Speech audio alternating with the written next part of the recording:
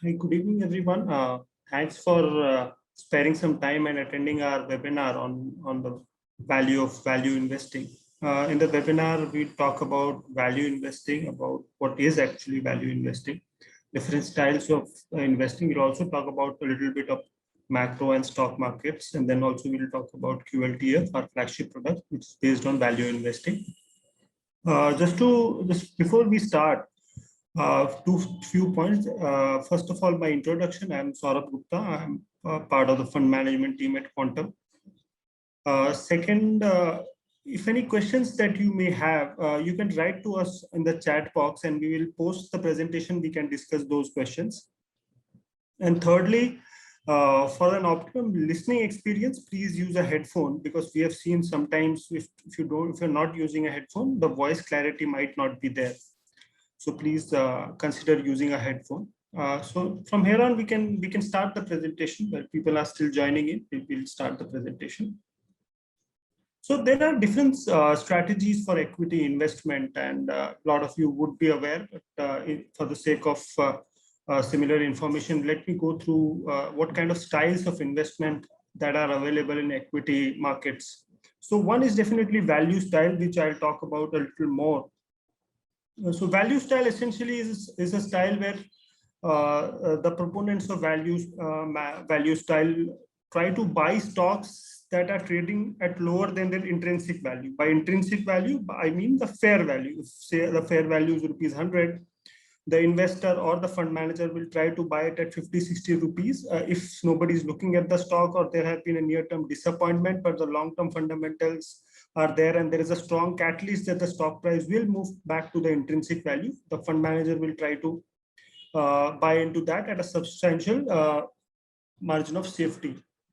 Now, the reason there should be a margin of safety is that whenever we are into investment, equity investment, there is a future outlook that we need to factor, and future, you know that it's very uncertain. So to factor that risk of going wrong, we tend to use a margin of safety to reduce that risk. So in a value style, generally, capital appreciation is as important as capital preservation. So once you preserve the capital, you will be in the game to take care of the return. So that's the broad idea in value style. Common characteristics of how do you identify value style? So essentially, value style, what you will see in a value style portfolio, dividend yields are generally higher than the benchmark. So yields are a little higher. Price to book is generally lower. Price to earnings is also a little lower versus the benchmark, and there is a sufficient margin of safety. And essentially, most of the value managers, including us, have a long-term approach while investing. So the portfolio turnover, the churn ratio, which is reported, should be low. These are the characteristics which you can use to identify whether the portfolio is being managed through a value style or it's only a name that is value. Coming to growth investing is buying premium companies with an assumption that high growth will ensure superior returns. So if a company is going fast, if the valuation multiples are very high, assuming that you have confidence in your research, you know that let the company grow fast, we'll make our returns on that fast growth. We don't need to have margin of safety. That's the basic assumption of growth portfolios. Growth investing. On the characteristics, generally the PE and price to book are a little higher. Dividend yield is not a factor over here. GARP is a mix, and it's a new way of looking at things. So growth at reasonable price, essentially. So you want growth in the stock, but you don't want to pay a premium, but you are okay with buying the company at fair value. So that's the GARP style. And fourth, more evolving style, but not available in India at now. There are few products that are available, is the quant style, which based on mathematics and statistical models, based upon certain inputs, they derive a portfolio. It could be momentum, it could be something else, or volatility, and that's the basis of creating a portfolio and generating return. So these are the broad styles available in the market, and with each of the style does its own work. In this presentation, we'll talk more about value style. Now, people who have been following value style, I know that have been disappointed in the last 3-4 years. Besides the last 1.5 years, 2016 to 2019 has not been very good for value style. And now, since last 1.5 years, value style has seen a strong comeback. Now, the maximum questions that we get is that whether it is sustainable or not. whether we should be looking at value or structurally value is going to underperform growth. We'll try to address these questions for the betterment of the investors. Now, this is a chart between value versus growth global. So in India, we don't get indexes of value and growth. So what we have tried to do globally, there is a global value index available and MSCI growth index available. So we have tried to do a comparison. So we'll take a longer term chart. So between 2000 to 2009 period, you see the black line has outperformed the orange or saffron line. The black line is value and the orange or saffron line is growth. So that 10-year period, value has done better than growth. Now let's come to the next slide where we see that clearly the saffron has done better than the black lines. That means that the growth has done better than value, and that too specifically after 2016 till 2020, it has been starkly done better. So growth has done better than value. So what has changed in a 10-year frame? How was 2000 to 2009 or 2010 to 2019-20? How was it different, right? What was different? So if you compare between 2000 and 2010, and the 2010 and 2020, the 2 decades we are talking about, last 10 years, immediate preceding last 10 years was characterized by low global growth, low inflation, and low interest rates. So we have low interest rates. Despite lower interest rates, growth were lower. Inflation was lot lower. Despite lot of money printing, commodity rallies was not happening for last 6 years. None of the commodity stocks were moving up. None of the cyclicals were moving up. Low interest rate, low inflation, low global growth. This was the characteristics of between 2010 and 2020. If you look at 2000 to 2010, the average GDP growth, because we are looking at global value versus global growth, let's compare how is the US GDP growth. The US GDP growth averaged 2.23% between 2000 to 2010. It reduced to 1.9% between 2010 and 2020. If you look at average 10-year GSEC yield in US, it was 4.4% in 2010. So if the US government wants to borrow, or the risk-free rate of US, to be talking simple, a little more simply, it was 4.41%, which reduced to 2.2%. Inflation, which was 2.5% between 2000 to 2010, it reduced to 1.7%. Right. So you have higher inflation in 2010, you have higher growth and higher yields. 2020, all these things were lower. So what was happening was that very few companies, because the growth is low, how does in a low growth environment companies grow? They can only grow by increasing market share, right? So what happens is that when you increase market share, the largest companies, the best companies tend to grow, right? Gaining market share from other companies. And because there was a lot of liquidity in last 5-6 years, that liquidity was chasing very few stocks, which were growing because they were superior businesses, agreed. But that liquidity made those stocks very, very expensive. Now, because they were expensive, it is very difficult for a value manager who is looking for a margin of safety to buy into these names. And these names were like 4 or 5 names. Even if you run filters on Sensex or BSE 200, you could find that top 5, top 6 stocks were kind of contributing 70-80% of the returns of the indexes. That was the case between 2016 to 2019.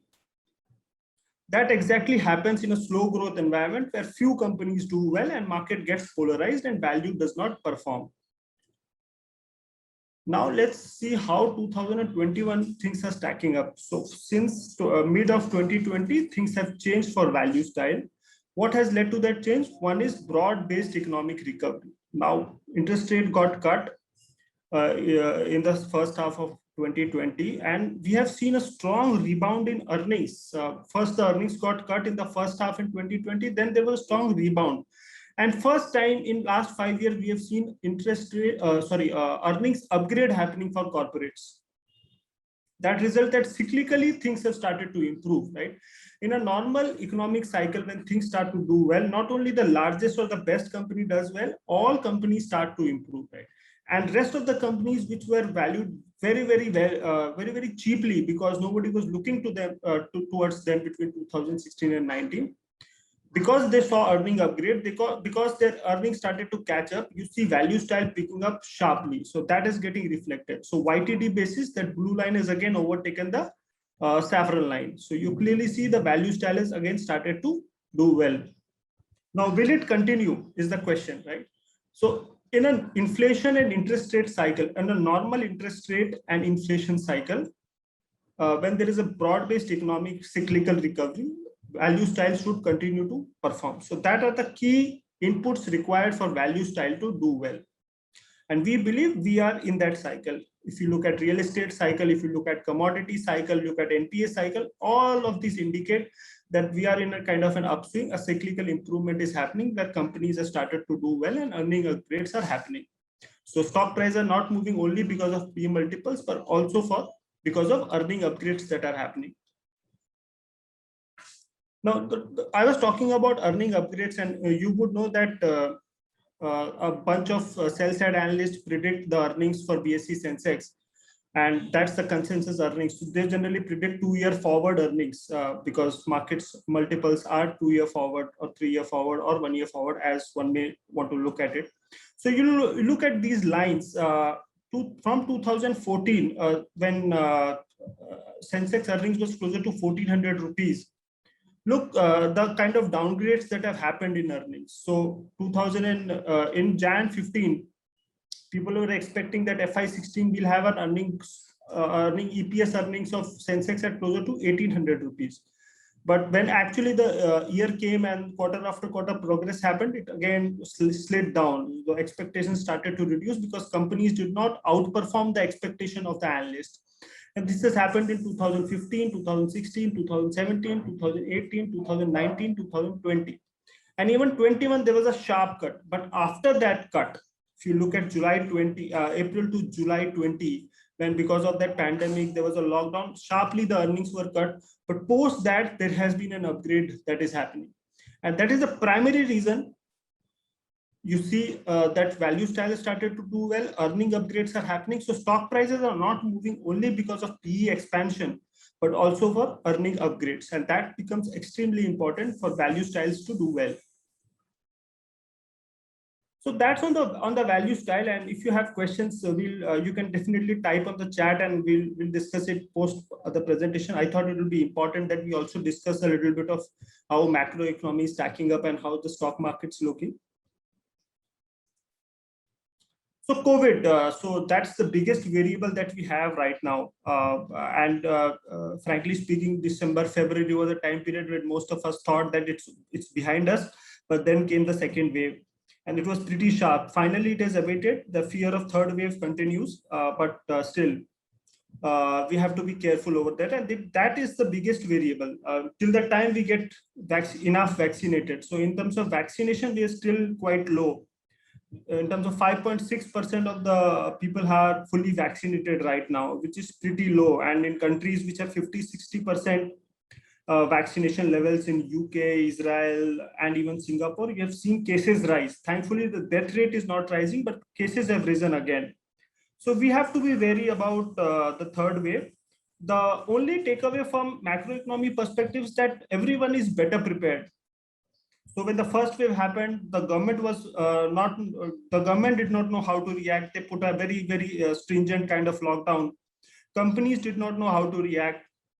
But in the second wave, when we see companies, when we talk to companies and even the government, they have been more measured, more to reduce the impact on the economy. They have worked it much better. So similarly, the third wave, people are more prepared. Even for individuals like us, we are more prepared how to handle things. We are all trying. What we are trying to do is bunch up all the outdoor activity between the two waves and doing our work. So these adjustments will happen, and hence the impact on the economy will reduce as further waves if they happen. Hopefully, it does not happen, but if that happens, that's how things should shape up. Here, I'll in a very crude example, it's like having your first baby and having your second baby. First baby, if you have a first baby, you don't know what to do, how will you react, how what medicines are to be taken and things like that. But in second baby, you kind of mentally prepared how to go about it. But then there is an anxiety. So it's very similar over there. Vaccination speed needs to improve, and that's a variable that still needs an improvement. So we have to consistently clock closer to 6-7 million daily kind of vaccination. We are still hovering around 3 to 4 million. So that needs to improve so that we can wave off the third wave risk. Thankfully, economy has held on well this time in this lockdown. So what we are trying to do over here is that in this slide, we are trying to compare how the key variables or key metrics of the economy, how are they faring vis-a-vis the February 2020 level. So February 2020 was a pre-COVID kind of period. So if you look at cement production, it's closer to 80%, 79-80% of the pre-COVID level. Steel production is at 97%, which is very good. Electricity generation is a big barometer for how economy is doing. So it's at 105%, fairly good. And these are May 2021 numbers. We have not yet got the June 2021 numbers. Once we get that, our broad sense is that this would look even better. Bank credit is higher, rail freight traffic is higher. So things are looking okay-ish. So broad sense over here is that if there is no second wave, no third wave, we broadly believe that we will have a very strong improvement in economy. And what happens is even psychologically, when people are trapped for 1.5 years, once they get out of the house, they will kind of binge around, and that will also increase consumption. A lot of pending activities that will also take place. And globally, we have seen in US there is a huge demand for almost everything. UK, in Australia, there are two weeks of waiting before this Sydney COVID cases started to move up about 2 months ago. For a nice cafe, if you want to go to a nice cafe, you have to pre-book for a week to go there. So that's the kind of surge. So we see a very strong rebound happening. Hopefully, if there is no third wave. Now, the question rises that in such an economic scenario in last 1.5 years, what drove the stock markets? And that's been a very important question. Most people ignore what's going underlying, but believe that it's overvalued, it's kind of euphoria. Some bit of it is, yes, it's an euphoria, but if you look at corporate profitability, it's actually improved a lot. It's one of the highest ever in terms of corporate profitability. So the blue line that you see is the net sale number. Blue lines that you see. If you look at June 2020 numbers, which is the fourth line from the right hand side, it's witnessed a drop. Then again, it picked up very sharply. But the important is the saffron line that you see. Look at the profitability, it has moved up. The PBDT, this is called the EBITDA, kind of operating profits. It's just shot up. It shows the ability of corporates to reduce cost, and as when the demand came back, the profitability just zoomed past in last 2 quarters. So that's what driving the stock prices. So because your profitability is higher, sales is improving, and that is driving the stock market. So corporate India is doing pretty well over here. Now, one more reason why stock markets are doing well vis-a-vis, if you see the economic parameter or macroeconomy does not look so good, but stock markets continue to do better, is the reason that what the stock market represents. Stock market generally represents larger companies who are large, have a balance sheet strength, have multiple sources to raise capital. So those are those companies who have brands and other things. So what has happened, and this story precedes actually the COVID story. Since demonetization, we had GST, we had an IL&FS crisis, and then we had this 2 lockdowns for COVID. What has it done? It has made strong the stronger, right, and weak the weaker. So larger companies represented by the listed space or the markets, you have seen the sales growth coming back very sharply. So top 30% of companies where like sales growth was 20%, closer to 20% in say 10 years ago, if I can say so, 10 years ago. Bottom 30% were growing at 10%, right? So larger ones were growing at 20%, smaller ones were, I'm talking about the left-hand chart. The smaller ones were growing at closer to 10% growth, right? Now look for what has happened, how the chart has moved last 4 or 5 years.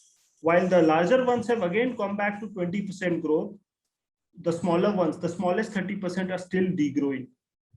Similarly, look at investments in the fixed assets. So when you invest in fixed asset, that is an indication how fast you will grow in the future. Sorry. So the blue line, which represents the larger companies, have been kind of positive growth in their fixed assets. But for bottom 30%, you see a sharp degrowth in their fixed asset growth. That means that they are in so much pain that they cannot invest in fixed assets. There has been actually reduction in fixed assets. The future growth also looks a little kind of vary. So that is the reason you see larger companies doing well and smaller company weakening. And this has been the trend for last 4-5 years. And we believe that trend could continue the way the indications are. And that is getting reflected in stock prices. And you see a dichotomy between economic growth and the stock market growth. So what are the risks to recoveries from here on? Low vaccine coverage I've talked about, and probability of third wave, the biggest risk. And there is a festive season right 3 months ahead of us. And if that fails because of lockdown and other things, it will be a big negative. Job losses among salaried employees. So 2 million people who have lost job over the last, 20 million people who have lost job over the last 1.5 years. They have not found out reasonable jobs. So if they don't get job, that can start to impact the discretionary spend, buying of bikes, durables, and other things. So that is a risk that we need to be careful about. Inflation in raw material and increase in crude prices. So the interest rate have been very, very favorable. So if you look at mortgage rates in India, it's been lowest in last 20 years. And that has been one of the reasons you have seen uptick in number of houses that are getting sold after 5-6 years. There is a rebound in real estate volumes, and the interest rates are big catalyst. And if that higher commodity prices and higher crude prices forces RBI to increase rates, that whole economic recovery can get nipped in the bud. So that is one thing that we have to be careful about. So this is the Sensex. If you look at the fag end, you see a very, very sharp spike in P multiples, but this is based on trailing 12 months kind of earnings. So in the trailing 12 months, you had last June quarter where there was a severe lockdown and the earnings had fallen very sharply. So once that is removed, markets might look at a slight premium, but it will not look as expensive as is being looked at in this chart. So post this June quarter numbers are out and we roll over to the next trailing month, September to September kind of trailing quarter, we'll see a sharp improvement in this PE multiples, right? So adjusting for that, it will look closer to 21, 22 times trailing, which is not overtly, it's expensive, but it's not like something which flashes in your eyes like the way this chart is flashing. So we have to be cognizant of that fact as well. FIA activity has been a very, very strong driver of flows. If you look at CY20, we got about $23 billion, and it is kind of the highest number since 2012. So very strong flows we have seen, and that most of it has come in, a large part of that has come in the last 3-4 months. So that has resulted in a strong rally that has continued. Even the local activity, which was negative, has started to improve. So YTD still looks negative, but last 3 months it's turned positive. Last month is closer to $1 billion of buying that has happened on the local activity. So flows have also improved on the local side. And just to elaborate on this point, whether this is sustainable, these flows are sustainable. So if you look at the yields in the developed world, a lot of these country risk-free rates have turned negative. I was just reading that in Canada, the mortgage rates, where in India it's close to 7.5-8%, in Canada it's less than 1%. So anybody who wants to have a yield in his portfolios, these pension funds and others, because they have some pensioners to take care of, they have no choice but to move their money to India in search for higher yields. So we believe that as the growth picks up, India's nominal yields are closer to 6.5% on the risk-free side. This momentum on the flows should continue unless there is a big disruption or government policy. I think on a structural basis, we don't see a lot of risk on these FI flows coming to India. Yeah, I'll just move to talk a little bit more about Quantum Long-Term Equity Value Fund, which is like our primary value product on the equity side, active equity side. So it's essentially a fund that we launched in 2006. It's a diversified funds, and portfolio typically has 25 to 40 stocks. It's designed for long-term financial goals like retirement, child's education, child's marriage, and wealth creation. We have a very disciplined research and investment process, which we have been explaining to people over course of time. And in one of these webinars, we will try to explain. I'm keeping this time a little short because the topic was more to talk about value rather than the product itself. We have a very low portfolio turnover, totally characteristics of how value style should work.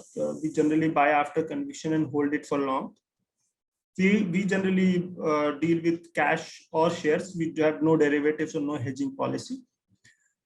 In terms of portfolio, how have we structured the portfolio right now? So over the last lockdowns and economic uncertainties that we have seen, we have done multiple stress tests. So every 3-4 months, we stress test our portfolio in terms of whether the companies have strong balance sheet and parentage to take care of the downturn. So what we did was, we thought if the companies do earn zero revenues for 2 months and have all the costs loaded, can their balance sheet survive, right? Especially for the non-financials ones. And we have seen that most of the companies have passed the test. The one we did not pass the test had such a strong lineage or parentage that that parent can easily infuse capital. So that made us very comfortable. So overall, our portfolio positioning is ensuring that if there is a down cycle, steep down cycle because of unexpected large third wave, the companies have the strength, the portfolio companies have the strength to survive that cycle, and ensuring that the companies have catalyst if there is a strong rebound. Companies are positioned well in their sectors and in their businesses to get benefit and gain market share and have strong growth, so that we can have growth in the portfolio and it could give good long-term return. So that's how we are trying to look at portfolio. Last Feb March gave us good opportunity to buy into some great names in terms of in terms of portfolio, and those names we were waiting for some time to get into at reasonable valuations. And these are some of the great market leaders in their in banking, in IT, and in consumer discretionary that have been added to the portfolio. They have been doing well for us, and we have seen earning upgrades on those companies. We have closer to 9% cash in the portfolio, and if there is a correction, we are ready with the list of names that we want to buy at certain levels, and we'll deploy that cash after buying, after looking at the balance sheet and everything. So we are pretty prepared to use that cash in case of correction happens. We are running a little higher weights on NBFC, consumer discretionary IT, and I think that has helped us and should continue to help us as the economy recovers. Summing it up, there are two scenarios from here. A boom scenario, real economic activity continues to improve. Real estate revival happens, and when we interact with companies, most of them are seeing real estate revival, especially on the residential side. Real estate as a sector has a very big kind of domino effect on the economy, because construction workers form a large pool of employment. Plus you have multiple things required to build a real estate. That people who buy real estate do a lot of stuff in the interior, they'll buy a lot of things. So it's a very big multiplier effect on the real estate. So if real estate revives, we believe that economic revival could continue in India. So that's positive. Factories relocating from China to India. We've seen Samsung and some other companies relocating to India. That is a good long-term term that is happening. So that also indicates to a better economic growth in India and better kind of equity returns in India, good foreign flows. So these are the scenarios for a boom in equity markets if it to continue. Bust is poor government policies. There have been enough questionable policies by the government, be it demonetization or very hastily implementation of GST, very sudden and if I can call it a knee-jerk reaction on the first lockdown, that has impacted a large pool of the economy, especially on the lower side. And if that is not taken care of, that becomes a lot of problem, both socially and economically. So that's one thing that we need to factor as a risk. Resurgence in COVID cases, I've already talked about that, and rising inflation. Finally, I want to just talk about diversification. Though this was an equity presentation, but what has 2020 taught us is the importance of diversification, right? So look at 2020 as a year which explains very well diversification. So in the first 4 months, if you were 100% equity, you would be like crying all around, right? And if you would have 100% gold, you would have been laughing all around. But post that, equity did very well. Gold just got stagnated. Bonds were all over the place. So what does it teaches us? So if you look at, we presented from 2006, and when Sensex does badly, gold does well, right? So and vice versa. So having a good combination of equity and gold, and if possible, if you understand debt, it makes a lot of sense for investors for long-term investing. So what I was trying to say is that diversification across asset classes become extremely important, and gold is something which is kind of your bet against the everything in the world going wrong, as we saw in the first 4 months of 2020. So please, I think you and your investors whom you talk to, this diversification aspect is extremely important, and a good diversified basket of equity plus gold plus debt is extremely important. A solution approach is a must when you are investing in different asset classes. So that's about it. I'll end the presentation over here, and I'll just see what kind of questions that we are getting on the chat. And then I'll take questions one by one. Yeah, so Ajay has a question, value at purchase low, but is there an opportunity exist for this? Yes, we believe, and we have seen that there is enough opportunities over there. We have seen enough opportunities in the broader markets. There could be periods like 3-6 months where everything looks expensive, but when you are prepared, you get your stocks at your value. And we have seen for many of the companies. So there was this two-wheeler company that we bought in March 2020. And this was kind of a premium motorcycle company which was moving very fast, and the valuations were through the roof, and people were asking us that why are you not buying that company, because it's nothing could go wrong if that company, the multiples for that company moved to 35-40 times. We waited for we did our homework, we found out what could be the intrinsic value, and in March 2020 when we found that it was available at 40% discount to that value, we have bought that stock, and it's done very, very well for us. So in March 2020, when we bought that stock, the stock has given us closer to 100% return till now. To be precise, closer to 90% return till now. Anybody who had bought that stock about 4 years ago would have not recovered that cost. So it's a matter of patience, but there are enough times and opportunities you get to buy into these names. Yes, definitely. Some of the names have been tricky to get. Some of the FMCG names or paint or the paint sector, we have not been able to get, but we believe that there are enough opportunities available in the broader market to buy into good names at good valuations. We do get good valuations.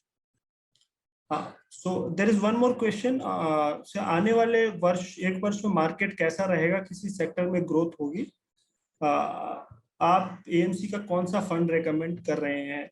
तो देखिए, generally जब हम equity में invest करते हैं तो हम जरा फोकस करते हैं कि हम 3 साल की अवधि को अपने माइंड में लेकर के इन्वेस्टमेंट करें।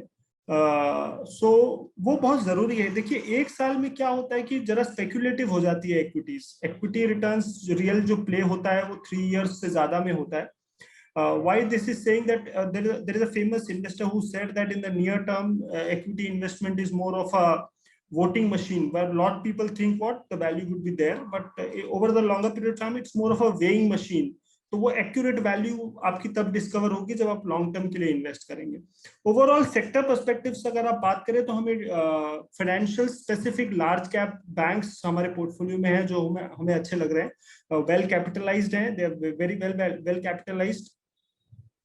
If you look at them, they have provided well for NPAs, and they have the wherewithal to survive this cycle. So there could be an increase in NPAs, but we believe they have the balance sheet strength and management capability to take care of this. So large cap banks look good to us. Few specific NBFCs are looking good to us. In discretionaries, I think two-wheeler is something that we are betting on. That looks good, and 1 or 2 stocks on the agri side we have in the portfolio that also looks good. Even technology is one sector that we are betting on, and we kind of market weight equal weight over there. So even some of the names on tech is looking good in terms of portfolio. Yeah. So is this the right time today to deploy full cash in equity or lump sum, or should wait for correction? So I would suggest that deploy full cash and wait for correction. Both are not a great idea. So my sense is that a staggered approach at this point in time is important. Now you would feel that this is a very defensive kind of reply, but now what is happening is that, you know, Some of the variables are very difficult to predict, right? Now, the variable of kind of COVID is the most extreme and difficult variable right now to predict. But we know that if in a portfolio you have companies who can survive the down cycle, you should not be worried. But there could be corrections in the market and corrections in the NAV. So our advice is that you should stagger your investments right now, and either through an SIP, or if you can have your own discipline, stagger it over next 3, 5, 6 months. And that's the best way to deploy your cash into equities right now. A lump sum approach is definitely not suggested at this point in time. It was a time when I could suggest that in last March, April, May, when we had suggested that, but this is not the time to invest a full throttle kind of investment. Will Sensex touch 60,000 by year? And please comment. This is a question by Mr. Rajesh. So Rajesh ji, what I would like to say is that you don't go by where Sensex is going, right? So Sensex represents 30 companies in a country where you have 4,000 listed companies. I can understand that 4,000 cannot be your universe, but at least the top 400 can be your universe. And broader markets throws a lot of opportunities. Even if Sensex does not touch 60,000, you could still make a decent return over next 3, 5, 10 years by investing wisely. So Sensex is a good representation, but it is more of an emotional value rather than where you can make money. So broader markets have decent opportunities. If you can pick up decent names, or you can go through a mutual fund and you can buy into that in the next 3, 5 years, even if the Sensex does not touch 60,000 or 65,000 or 70,000, you can generate returns higher than the nominal GDP growth rate. So that's what our sense is over here. Yeah, what's your view on infrastructure sector? Infrastructure sector में अगर आप देखें तो government is investing a lot, and a lot of money is coming into infrastructure, right? But the problem with infrastructure sector is that you don't have good companies with good managements and good balance sheets for funds or individuals to invest. You can invest for 6 months, 9 months, but we have seen in different infrastructure cycles that companies go bust over there, and the frequency of companies dying down is very, very high. So besides the largest one, if you see smaller companies between 2000 and 2004, 5 till 2008, 9, almost 70-80% those were listed, and those were companies over there are non-existent right now. So now you have new set of companies, new set of kind of boot structure or build operate structure or hybrid annuity and different names and companies bidding aggressively at that time. I believe infrastructure will see large investments, and government is increasing as a percentage of GDP, focuses on infrastructure. I think the best way of betting infrastructure is providers of material to infrastructure. Maybe it could be steel, it could be cement. And some of these companies have great balance sheets. So if you look at cement companies, top 4, 5 companies have very strong balance sheets, very good management. They are increasing capacities. And if you are building infrastructure, you'll require cement, right? And they have great profitability. Even in terms of ESG scores, they are doing well. They have that waste heat recovery systems and other things. So you look at proxy plays for infrastructure and you buy into those names. I think that makes a little more sense. And that's what we have done in the portfolio. EV in automobile sector and companies included in the portfolio. So we have automobile names, and some of these companies are, as of now, big in conventional automobiles, two-wheelers. But they have been investing a lot in EV technology. Unfortunately, we don't have any company like Tesla in India where you can play directly EV, 100% EV play in India. But when we interact with these companies, either these listed companies have been investing in R&D heavily, they've already launched a few products, or have invested in some unlisted companies which have EV exposures. So we have these companies, 2 of them clearly have a very good EV strategies which are there in the portfolio, and you could look at our fact sheets to find out the names. So I think these companies and managements are smart enough to transition towards EV, and so we are betting on them to play that EV cycle. Yeah, so that's an interesting question from RP. Earnings have disappointed except the last 2 quarters. This time it was very long. Will this earning momentum continue to justify the rising market valuations? Yes, so that is the point that I was talking about a large part of my presentation, that is the catalyst for funds to do well, or will that stock price movement will happen only through P multiple expansion. Our sense is that if there is no third wave, the initial things, the data point that we are seeing, that this earning momentum could actually continue this time, and we are seeing real good economic recovery. At least the initial signs of that happening. Interest rates being low, commodity stocks, commodity prices moving up, so that companies have cash flow to move up. Bank balance sheets are getting cleaned up, at least on the corporate side, so that they could lend aggressively on the corporates to do the capex. So these are signs that economic cycle is picking up. Now, what happens? There are two or three risks that I talked about. One risk is clearly government policies. So these very similar signs we were seeing in 2016, when demo happened, right? And again, in last 2019, again, things were starting to pick up when this whole lockdown thing happened. So that is one risk that we are carrying. And if there is a third wave, definitely that again gets postponed. But overall, if I choose to say that if choose to keep away these two variables, we believe that the economic cycle is recovering, and we could see a set of earning upgrades happening in the economy and the corporate side. Yeah. So again, this question again from RP is: big gets bigger and SME suffers. Who are the job creators, and it will not impact the consumption of the borrowing? Yes, and that's the point that I highlighted on when I was talking about in terms of risks also, that SMEs and MSMEs are kind of job creators, and who creates jobs. Now, tourism again was a big job creator, tourism and hospitality, that has also suffered. So these are the pockets which the government needs to take care of. Otherwise, sustainable economic improvement through consumption and other things won't be possible. So this is the risk that we see. One thing on SME side is that which the government has done well is that ECLGS scheme that it launched in terms of guaranteed loans, that loan guarantees that it has provided. It has, when we talk to the banks, it has helped a lot of SMEs to survive the down cycles. So that is one thing which is positive. Second thing is that when economy starts to recover and when larger companies start to do well, there will be a lot of inputs required by these larger companies, and that could help SMEs with some tailwinds to improve. That is the second. And if there is no third wave, and you see that okay, tourism also comes back very strongly, and even hospitality, restaurants, etc., which are big job creators, come back, we could see a little less risk on the employment side. But yes, it is a risk, and that needs to be seen very carefully of how that data is moving. A question from Ajay Srivastava is: for value, minimum time horizon or only long term like a decade? So ideally longer the better, Ajayji, over here.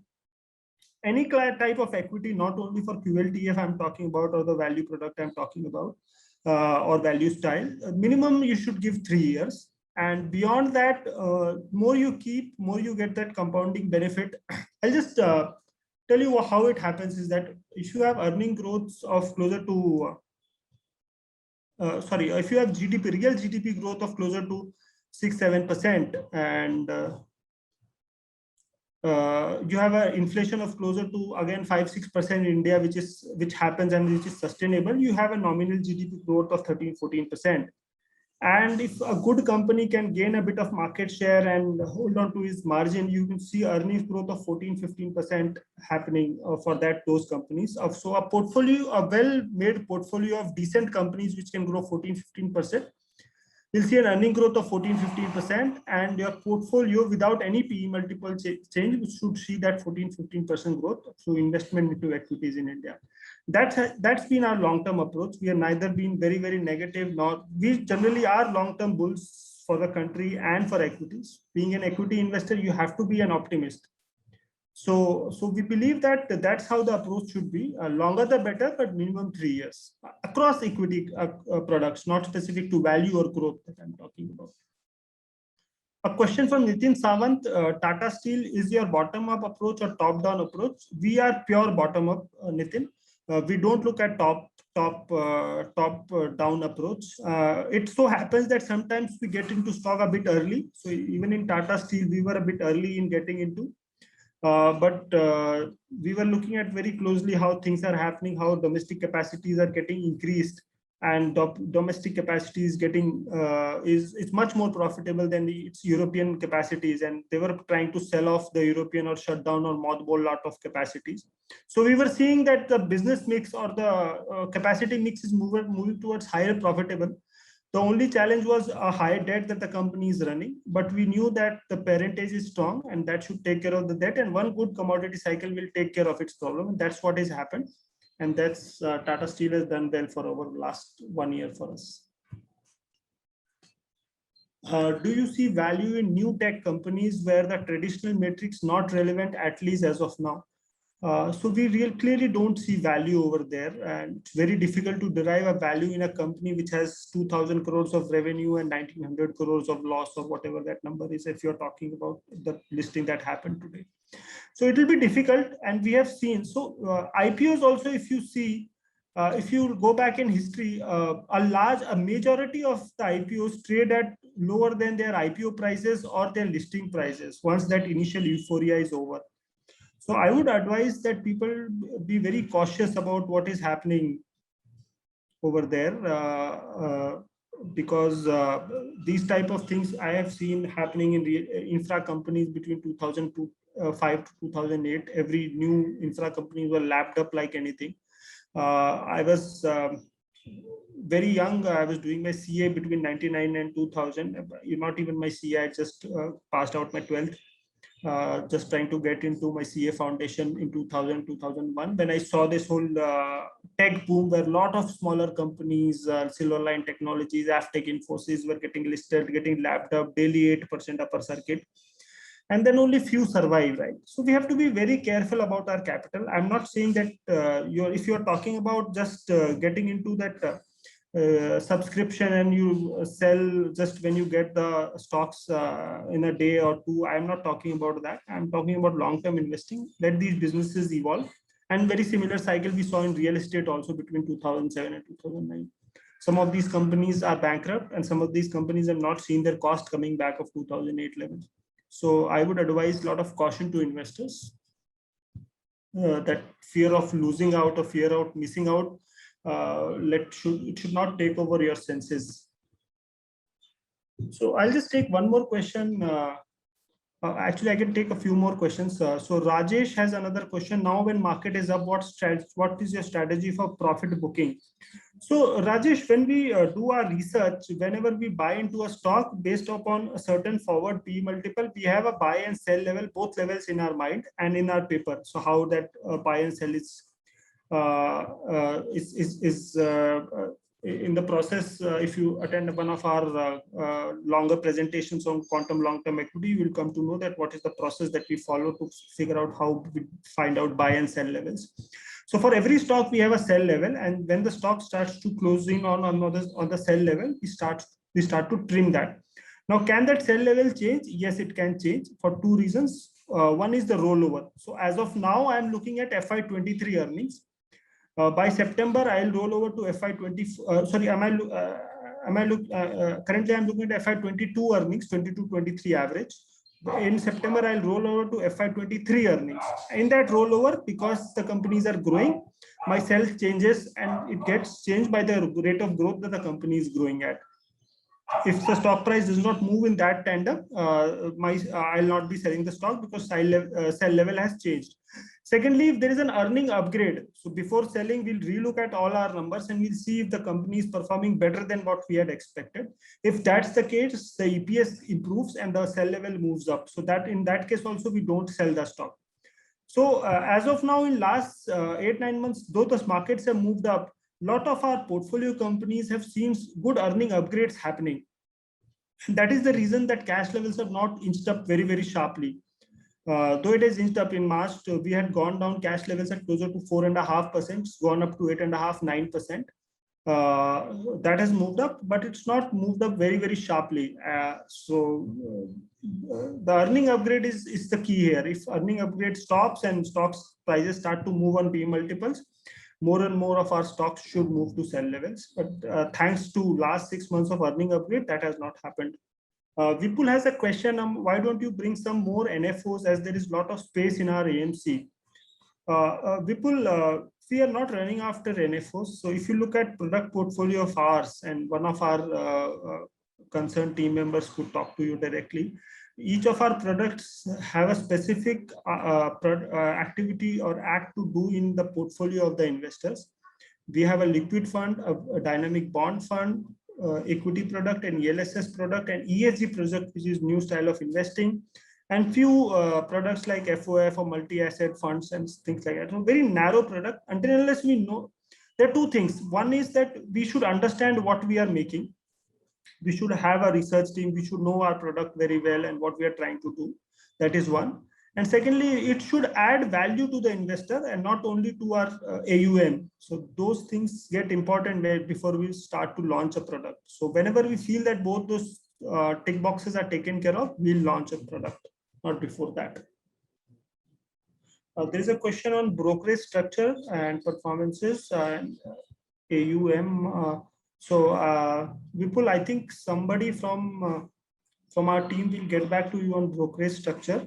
Performance, the fact sheets are available. Last 1 year has been good for value, so our funds have done well, at least on the equity side. Our liquid product has seen a lot of traction in the last 3 years after the IL&FS crisis. Some of the liquid mutual funds did invest in risky papers, and a lot of investors have seen their money stuck. Our approach always has been that liquid funds are products where you don't go for yield. It's for the safe keeping of your money, which you need to deploy elsewhere. So that has seen a very good traction in the last 3 years, and the AUM has moved up pretty well. As of now, our AMC AUM is closer to 2,000 crores, but our parent company, which is the Quantum Advisors, has an AUM of closer to $3 billion, where we manage money for global pension funds and endowments, which has an FI money, long-term strategy, equity money. And that is closer to $3 billion that we manage. That should be around closer to 20,000 crores. So that's the pool of assets that Quantum manages as a group. So I think that's about it. There are not many questions. So I'll just say that thanks for attending our webinar on a Friday evening. Please be safe and take care of your near dear ones in this whole uncertain environment because of COVID. And we'd be happy to answer your questions offline. Please write to us, and one of our team members on the sales side will get in touch with you regarding your queries. Thank you. Please take care. Good night.